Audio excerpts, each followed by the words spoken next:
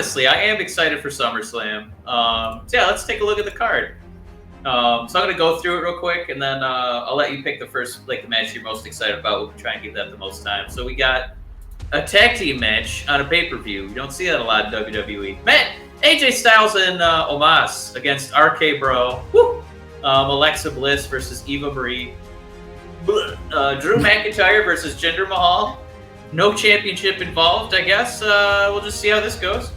A match I swear to God I'm excited about. Damian Priest versus Sheamus. We got Edge versus Seth Rollins. Bianca Belair and Sasha Banks in a rematch. We got the Mysterios against the Usos for the SmackDown tag titles. Man, that's 2 tag team title matches. Woo! I don't even recognize this company anymore. Man, I'm sorry, Bob. We didn't pick this. Please don't feel like we wanted you to do this. But Bob Lashley against Goldberg.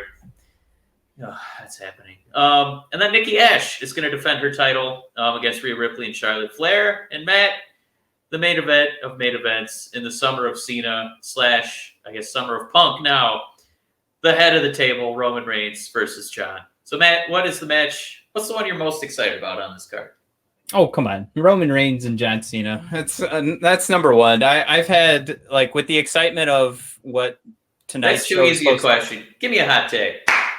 Oh shoot! Let me cue it up. It's easier when I'm setting them up because I can go look for it and then tell you there's one coming. But Mike with the hot tag. Matt, make the case for John Cena winning.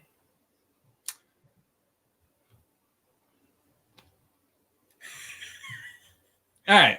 I know it's a hot take, but you can have a second to ponder your thoughts, kind of gather yourself. Everybody picks up their phone and looks at it. Oh, the podcast stopped. What? The time's still running.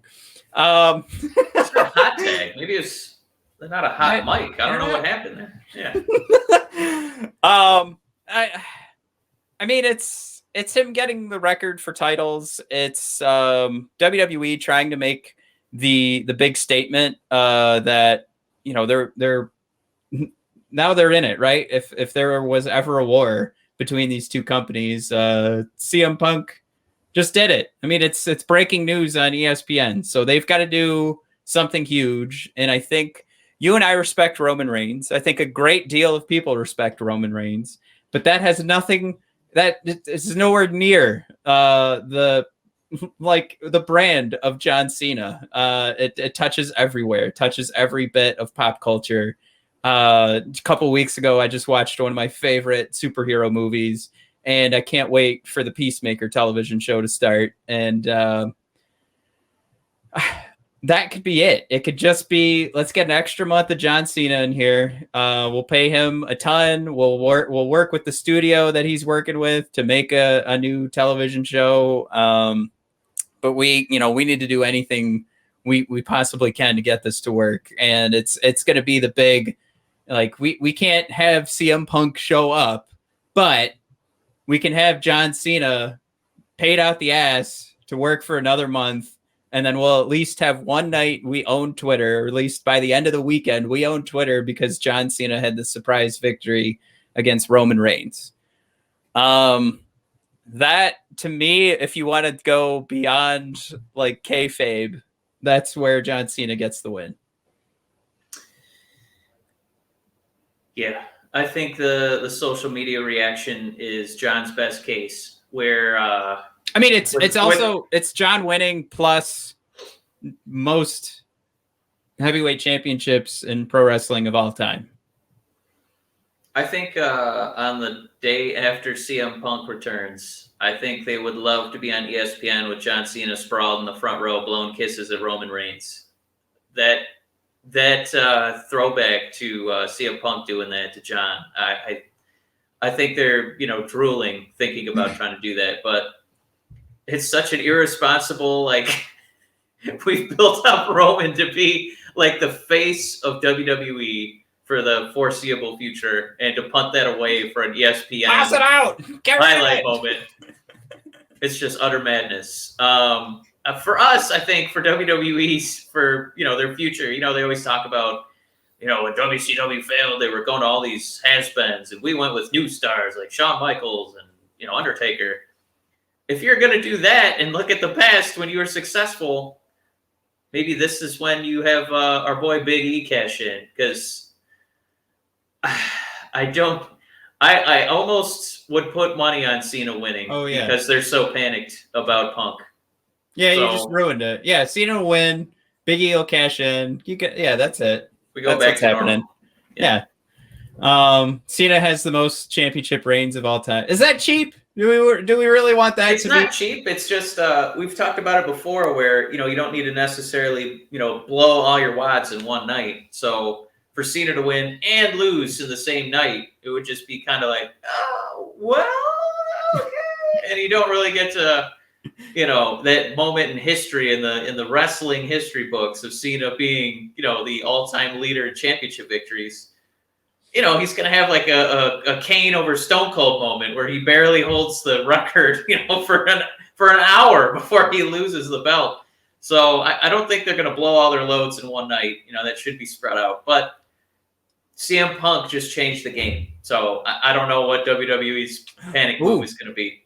Did CM Punk change the game, or did AEW? Sorry, I just was having fun with that. I didn't actually think I was saying anything. Enjoy that at all. Yeah. Punk did. Because he made the choice to go. Yeah. It wasn't Tony dropping a load. Dropping a big money load. Yeah. Yeah. Let me tell you. I just say? Let me toss in there. You got pretty hot. You got heated with WWE for making the decision to let John Cena win. But if I had to pick, I would just say I'm pretty sure Roman Reigns is going to win this, right? Maybe. I don't know. I really think they're going to do a panic move and give it to John. I would almost be scared on WWE's behalf, like, oh my God, what are you doing? Because John, I know none of this ever really matters, but John needs to win to keep his relationship with the WWE, right? Is that how Roman ended the night? Telling John that if you don't win, I'm just checking Twitter. Oh, right. Yeah, because Roman is supposed to leave. Yeah, he did say this is Vegas. Let's make the odds here. Leaving the. Oh, I'm sorry, I got it wrong. This is me doing it while I'm wrapping presents for my baby girl. Either I'm leaving that stadium as Universal Champion, or I'm leaving WWE. Okay. So I'm glad that you Roman checked is winning scripts, because I didn't want him to say I'm going to leave SmackDown. And we're like a week away from the draft again. So it's like, okay, Roman, see you on Monday Night Slog. Man, I got to say the second match I'm most excited for is, I'm not kidding, I'm kind of excited to see Damian Priest be away from The Miz, be away from John Morrison. Miz, fantastic villain. Morrison, incredible, one-of-a-kind athlete that we'll probably never see again in our lifetimes. But, my God, they didn't just beat a dead horse. They turned it into an Arby's sandwich. That horse has ceased to be for a long time. So I'm very excited for Damian to move on, have a new feud. Listen to that guy in interviews. He sounds like such a fan. And he so badly, when he bumps around with the legends in the back, he really gets an Undertaker's ear to be like, can I have one match with you, please? That's his goal. But yeah, he sounds really respectful of the business. He sounds really enthusiastic, passionate about it. And, Sheamus is kind of in that role now where, much like Randy Orton and maybe John, if John loses. But, the guys with some panache, with some history, given the rub. And so Sheamus might be the guy to kind of help coordinate Damian Priest as he moves forward in his career. Matt, do you have any feelings for that match, or is there one you'd rather move on to? I have very minimal feelings about it. I don't have a ton, to be honest. It hasn't really been on my radar. Yeah, what's your next one then after John? Probably Edge and Seth Rollins. I think Seth has been turning in. He's been turning in great matches for years. But doesn't matter who he's fighting. I think the only stinker over this Seth Rollins run has been him versus The Fiend. Everything else has been very solid. I think people give him a bad rap because he's pretty cocky on Twitter, as he should be. I mean, yeah, the Young Bucks just posted new bio, and it's the greatest thing. That run of tweets is probably one of the greatest runs of just easy Twitter gags I think I've ever seen. But they're all, they all do it. So he shouldn't get as the bad rap he gets because of that, because of the cockiness. But he's just that damn good. And Edge is exciting. The start of SmackDown tonight, it's one of those things where Punk comes back, tonight, and nothing's going to compare to that. Edge has been around, and still that music, and these crowds are getting to see Edge for the first time, and man, it's electric, and it's wonderful hearing him. And goddamn, is he throwing out the growls and the talk about casting and having a good voice for pro wrestling? Edge still has it, and he actually did the the old Brood dumping a bunch of blood on Seth Rollins today, which was great because he wore a completely white suit, and I guess they did like black blood. Maybe they can't do red blood anymore on cable. I don't know. Somebody would have to explain that to me, how it was a bloodbath, but it was black. Anyways, that was pretty cool. I think they got me hyped up for it, and I think these are two fantastic pro wrestlers.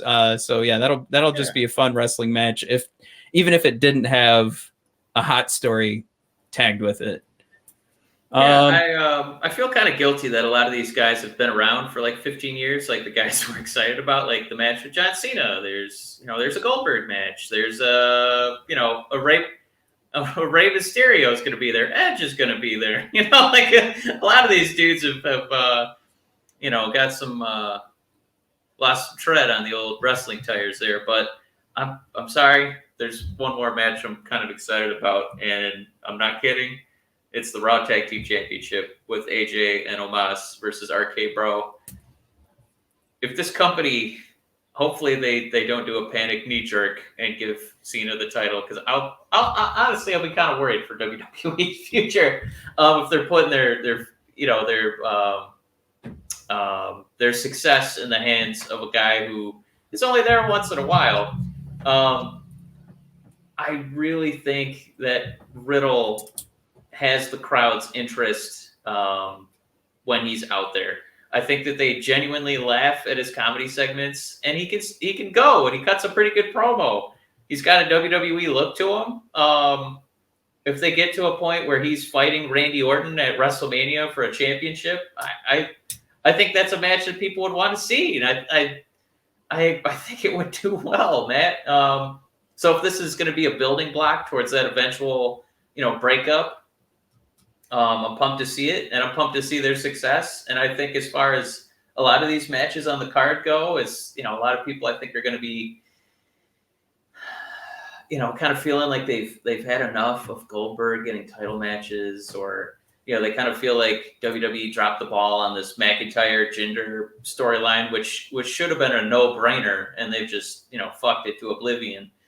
We're going to give TV time to Eva Marie versus Alexa Bliss.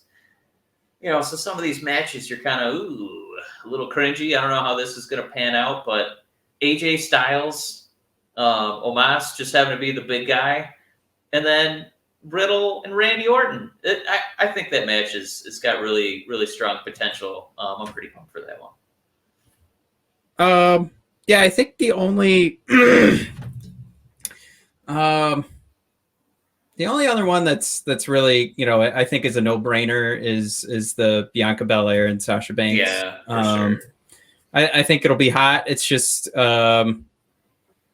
I think the only reason I didn't bring it up is it's a rematch, which it's a deserved rematch, but right. I mean that's pretty much where my head was at. The story's not great, but we know the match is going to be good. So that's kind of the long and short of it on that one. But yeah, do you want to run through who we think's going to win just real quick? We'll go bottom to top on this list here. Yeah.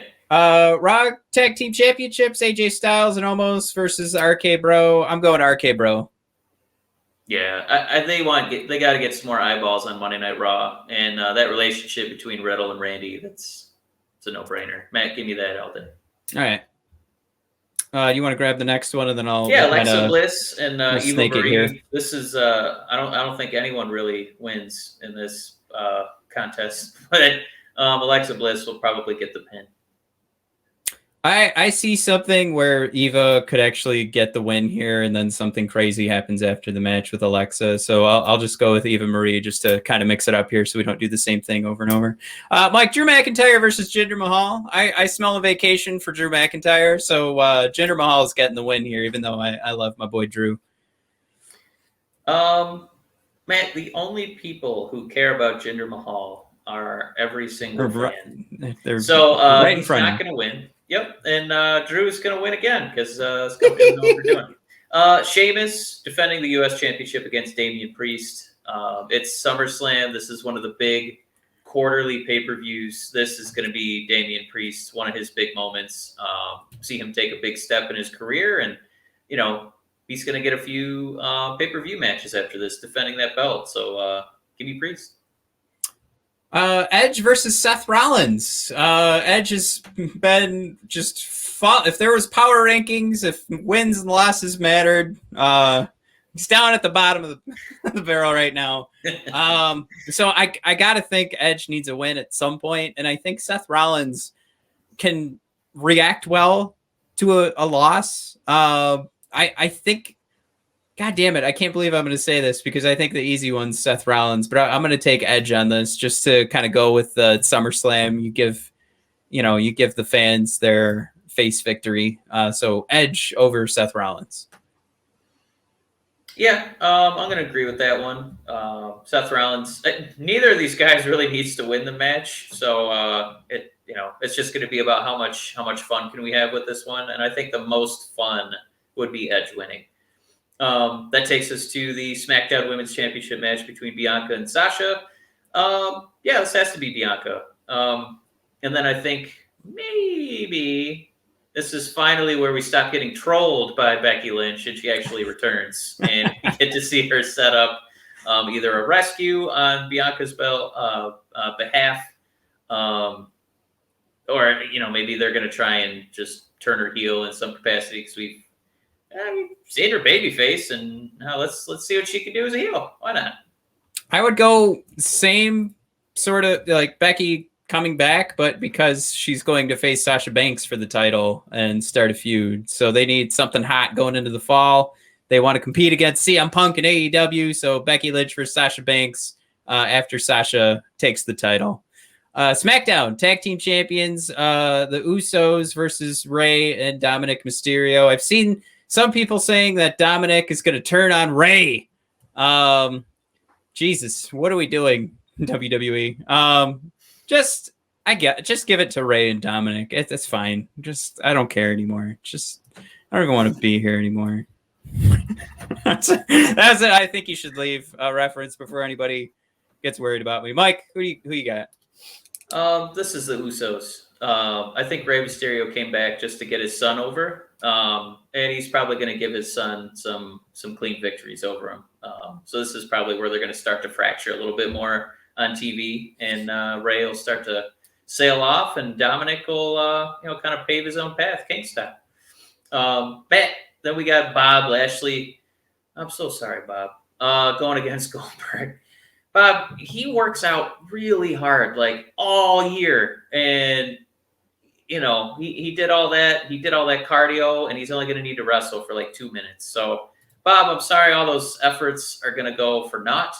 I wish you were out there against Finn Balor or Doink the Clown, anybody else. But Bob's going over at least, so we got that going for him. I'm going to take Goldberg. Holy shit! It's over. Okay, Raw Women's Championship match. I don't want to hear any more from you. Nikki Ash versus Rhea versus Charlotte. This is a tough one because I don't think that Nikki's quite getting the pops that they thought she was going to get. And it's just like, well, it kind of made her superhero. fans who like her are the people like us who don't want to see her be a superhero. So probably Charlotte.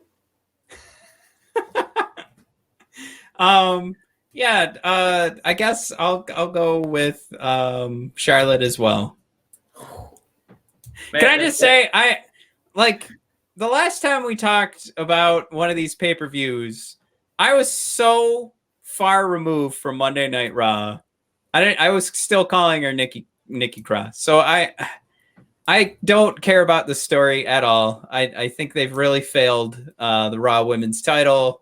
It's such a fart sandwich. So just give it to Charlotte, and maybe Becky will fight Sasha and Charlotte, and she'll take both the titles back. All right, Mike, Universal Championship, Roman Reigns versus John Cena. Your final thought. I'm gonna go Roman. Matt, in a short-sighted nightmare, John Cena wins and the company begins to go under. Matt, that takes us. Do we have a few minutes for NXT or no? I mean, you said it, so we could do it. Let's do it. Let's tell the folks. I mean, do please God watch this, because this is going to be a great night. Yeah. We just saw the first dance of CM Punk. This is the last dance of NXT. Maybe. Matt, this is the card. This is a fantastic card, like every NXT takeover. It's an amazing card. We got LA Knight versus Cameron Grimes in a $1 million championship match. I love those two guys. They're fantastic dance partners. Matt, Kyle O'Reilly versus Adam Cole in an undisputed, you're not my friend anymore, 2 out of 3 falls match. Dakota Kai is going to challenge Raquel Gonzalez for the NXT Women's Championship. Walter versus Dragunov, Part 2. How did we get so lucky? And then, Matt, we thought he was done. I thought he was fired. We all did. Samoa Joe, he's back, and now he's doing a title match at the next TakeOver event. Matt, it's Uncle Joe versus Karrion. Which of these matches are you most excited for? Walter and Dragunov. I mean, they put on one of the greatest matches I've seen in the last decade, and they did it without fans. So, I mean, I guess they're up for another test here and getting us excited, because I don't even know where this is being taped. Is it just in Orlando, or what the hell's going on? To be completely honest, I have no fucking clue. I'll just say, like, they're gonna want to the drive in these two to be the best. Like, they're gonna try and outdo that match, and I think that's fantastic. Maybe it'll go down as the same kind of thing where we talk about Shawn Michaels and Undertaker, and the second one wasn't quite as good as the first one. But that's fine, because it'll still go down as one of our favorite NXT matches of all time. But yeah, that will easily be the best match of the night, because even though you've got some powerhouses in the NXT Championship match, and you've got a Women's Championship match where somebody we've been hoping would be Women's Champion for such a long time is going, I think this is easily Dragunov and Walter is easily the going to be the main event, or the top match, or steal the night, whatever you want to label it. That's it. What's just funny to me is on NXT TakeOver, I would book Walter and Ilia as like the main event and give them 45 minutes to kill each other. But unfortunately, it's going to be Karrion Kross and Samoa Joe in a match I'm very, very lukewarm on. I'd say the match I'm excited for Dakota Kai to win. I'm not the biggest Raquel Gonzalez fan. You know what happens. You know, sometimes you don't like pineapple on the pizza. That's my pineapple pizza. Just it hasn't hit for me yet. The second match I'm most excited about is LA Knight versus Cameron Grimes. I'm so excited to see this. Of these 5 matches, they're all like vicious, guttural, visceral, like deep-seated feuds of hate and anger. And this is going to be the only one that's kind of fun, right? Because they're fighting for the $1 million championship. They're fighting for who's going to be a butler. It's the only match on the card that's going to be just kind of silly a little bit. I mean, they're still going to be, trying to win, but I want a little fun. And I'm going to need a little bit of a palate cleanser outside of that Walter Dragunov match, which, much like a Moxley promo, is going to look like borderline assault. So I hope you're buckled in for that. Yeah, I'm still excited, even though it's been going on for a while. But Kyle O'Reilly versus Adam Cole, of course, is going to be great because of the two names I just mentioned are involved. I'm hopeful that they can do something a little different than just leaving one of the guys dead in the ring. I want for this to be two guys asking each other, why are we doing this? Like, they've known each other for so long. There's a real relationship there that they bring up all the time on NXT programming. Have that come into play in the middle of the match. Have these two guys just beating the hell out of each other and just break down. And what are we doing? There's got to be a better way to fix this. I'm nervous about this match. Yeah, go ahead. I really feel like it's going to be like Bret Hart doing WCW, but it's going to be Adam Cole doing AEW or spelling out Britt Baker or something. Like, I could really see this one being as close of a nightmare as the John Cena championship victory. Like, not that Adam Cole, he's a professional, of course, but I don't feel like it's going to have the emotional punch they think it is, because I think a lot of people are already anticipating him being out the door. I could almost see it being like Goldberg versus Lesnar, where you're kind of, oh man, like it's almost like I could see them being just a little safe because Adam's like, oh, I'm about to sign another contract over there. They do a whole insurance thing, so I got to be in good shape and not injured. So I don't know, that it makes me kind of nervous. Again, we know what a professional, Kyle and Adam are, but it's just, I gotta see him out the door. Yeah, I guess I definitely haven't had that thought. I would probably lean harder towards your comment of them both being professionals. I think about what CM Punk was saying tonight in the ring, and you have an opportunity to stand out as a professional wrestler. That's your job. That's what you love to do. And that what you said makes it sound more like, WWE. I don't want to get all dirty and bloody. I'm going to stay nice and squeaky clean for my next job. I think they'll lay it out on the line because I think these two, they know each other well, right? And then they probably don't want to be looked at as like, wow, what a turd sandwich this 2 out of 3 falls match was. I think there's a lot of pride, top to bottom on this card, that everybody's going to want to stand out. I think, stand out, LA Knight and Cameron Grimes will stand out because it'll just be an absolute, joyride. It'll be super fun. We'll be giggling throughout the whole thing.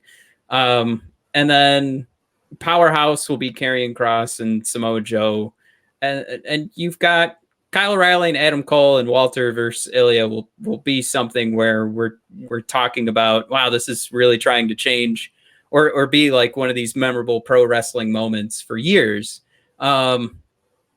And I'll be, what's fun. Dakota Kai and Raquel Gonzalez, I think have a lot of great chemistry, and I think they are going to put on probably Raquel's best match. They probably right now have the best story out of these 5 matches.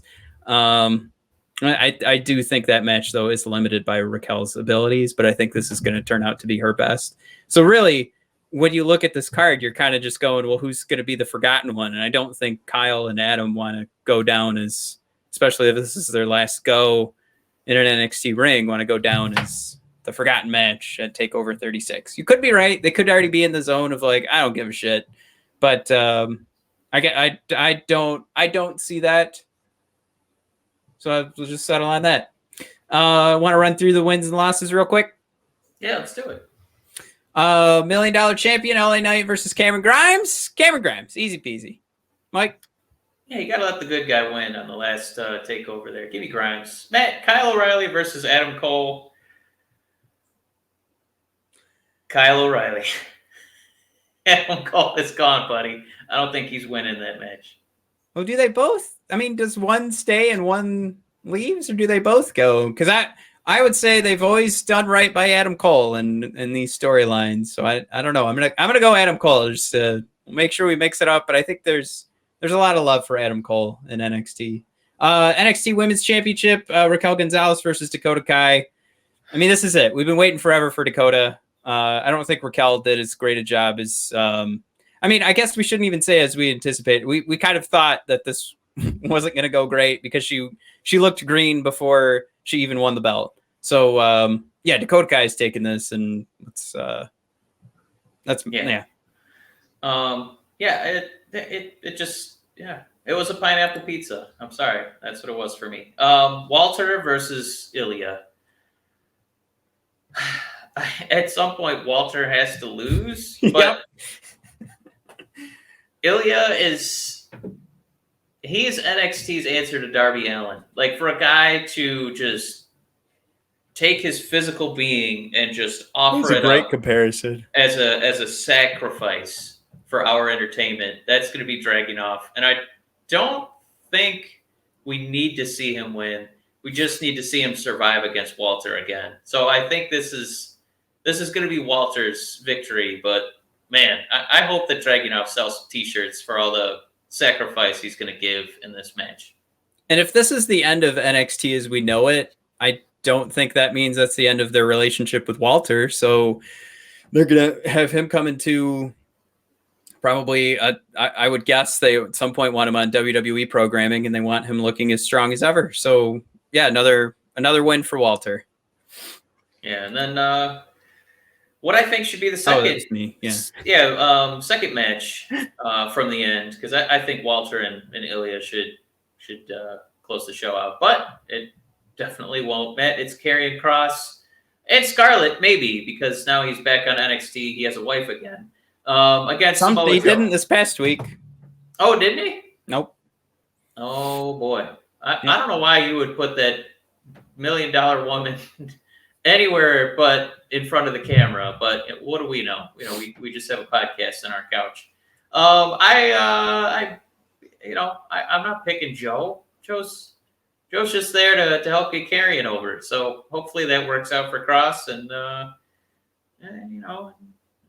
see what he can do. Or if he loses, maybe Kross will get called up officially, and do a feud with Jeff Hardy, I guess. If I keep running along with if this is the end of NXT as we know it, and I would anticipate a title being dropped, I think it would be pretty neat to have Samoa Joe do it as one of the best NXT champions of all time. If they're going to be hitting like the reset button and doing something completely different with NXT.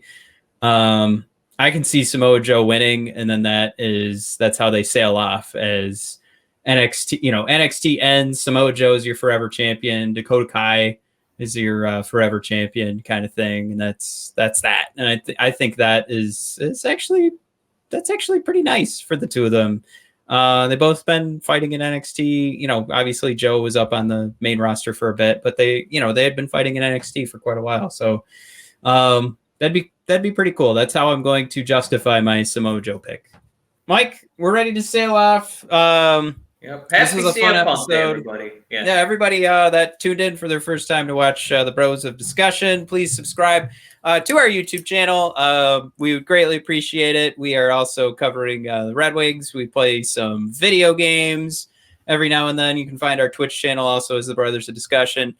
Find us on Twitter at BOD Podcast, and on Instagram, brothers_of_discussion. And I think that be it. Oh, right. And our shop page. Just go to bodpodcast.com. Shop button is on the homepage. You just click on that sucker. You can support your two favorite Brothers of Discussion and buy some fun T-shirts. We've been doing hot tag segments all episode. We have our hot tag line running right now. So check those out. It's bodpodcast.com or brothersofdiscussion.com. All right, everybody, thank you so much, and happy CM Punk Day. Happy CM Punk Day. Woo! Opa! They do that in Chicago sometimes.